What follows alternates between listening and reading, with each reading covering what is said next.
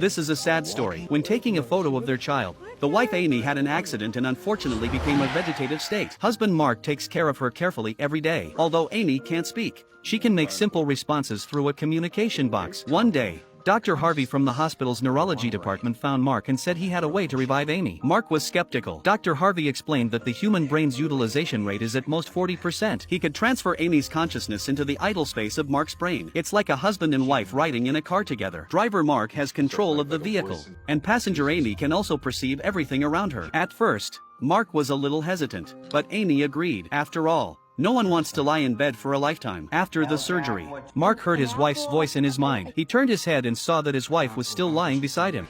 Hey, baby. Hey, Jack.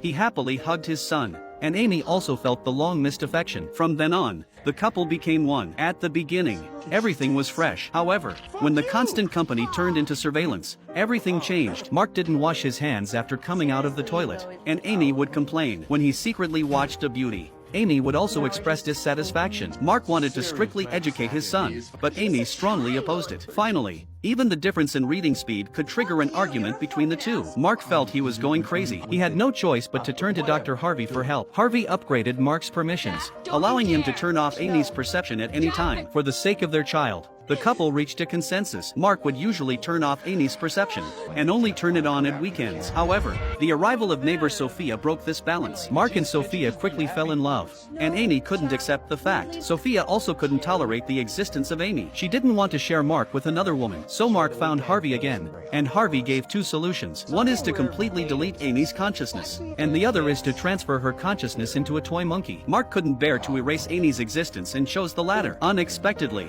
this was the real push that drove Amy into the abyss. When Amy woke up again, she found herself trapped in a toy monkey. She shouted and screamed in despair, but no one responded. Suddenly, she found two buttons next to her. Monkey loves you. What was that?